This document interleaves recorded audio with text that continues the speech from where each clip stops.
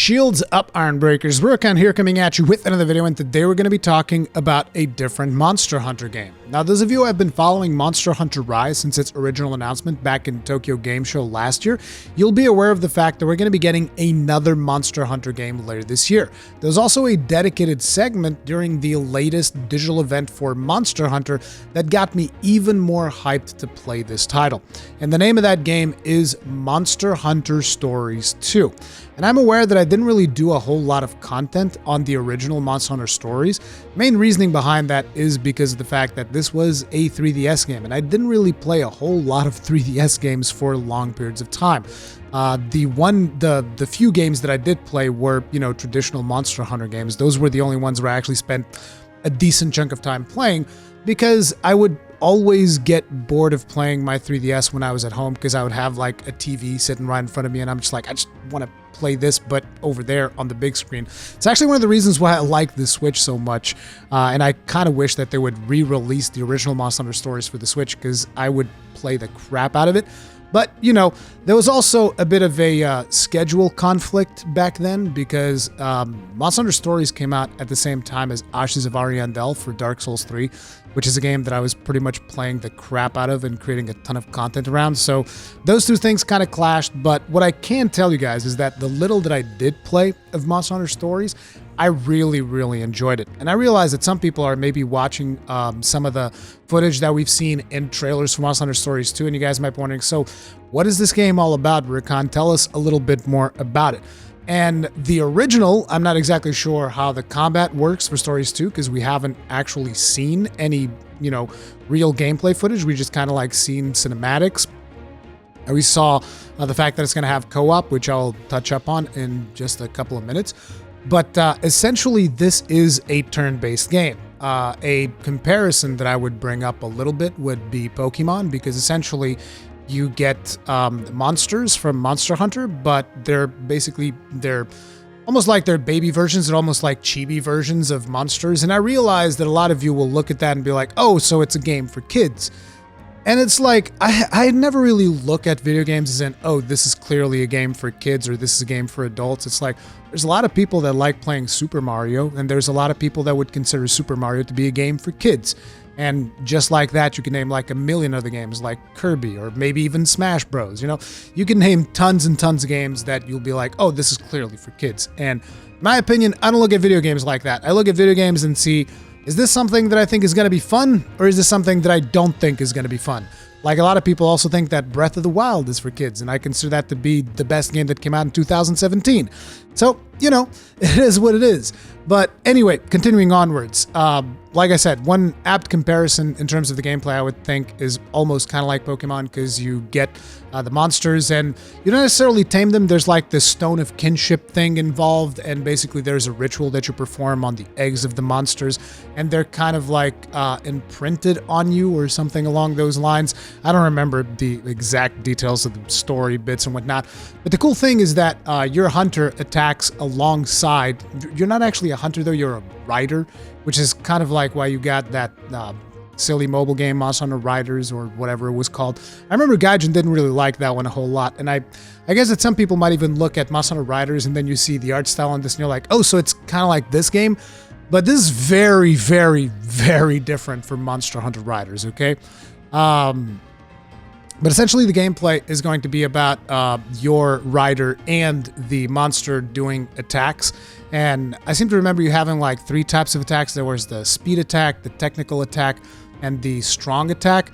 And there's like a rock, paper, scissors type situation where both monsters, the monster that you're fighting against and the monster that you are using, both of them will do a certain attack, and you'll be able to recognize, like, for instance, Velocidromes would usually do the speed attack, if I remember correctly. So then you would use either the strong attack or the technical attack, and that would beat that attack, rock, paper, scissors style.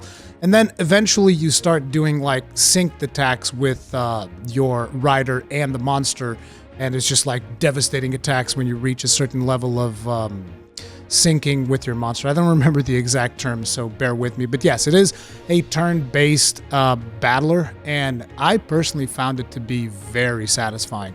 One of the things that I really loved, even about the original stories, was the art style.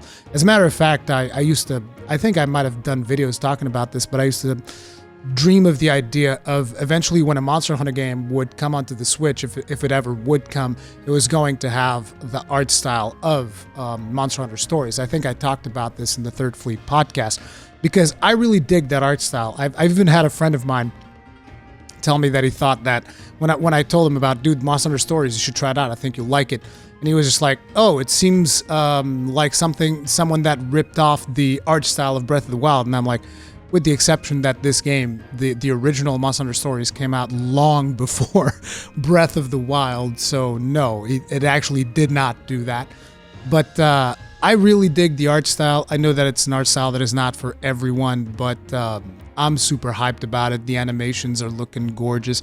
The characters are looking gorgeous. I actually don't know the story of the original Monster Hunter Stories, and I wish I did. But, you know, they've also said repeatedly in their marketing, according to Gaijin in Japan, they said repeatedly in their marketing that you don't need to have played the original stories in order to enjoy Stories 2. Obviously, if you've played the original stories, there will be a couple of things here and there that you will, you know, there's going to be a little bit of payoff there. But I don't think it's going to be essential. I think it's going to be its own story and you'll be able to enjoy it.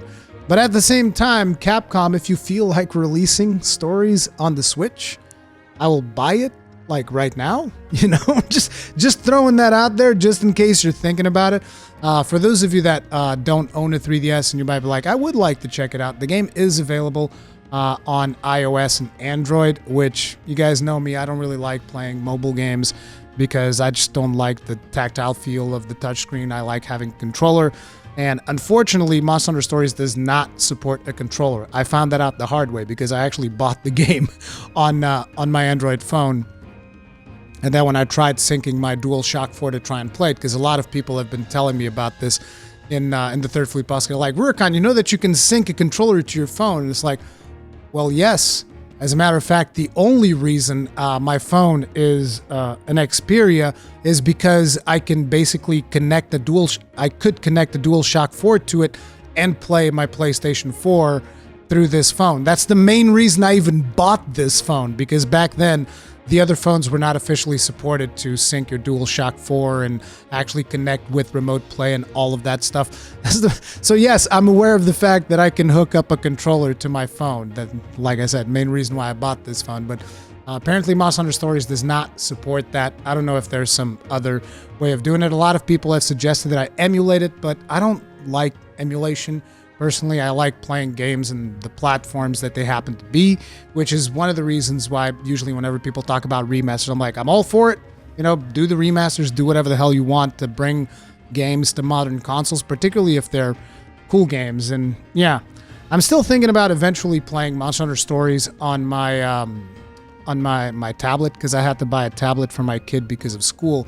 And on the tablet, it actually runs a little bit better than it does on my phone, but basically, I'm pretty hyped about playing Stories 2. If you've never even considered playing Stories 2, I would at least advise you guys check out the trailers and stay tuned for more coverage, because I will be talking more about this game as we learn more about the gameplay and stuff like that.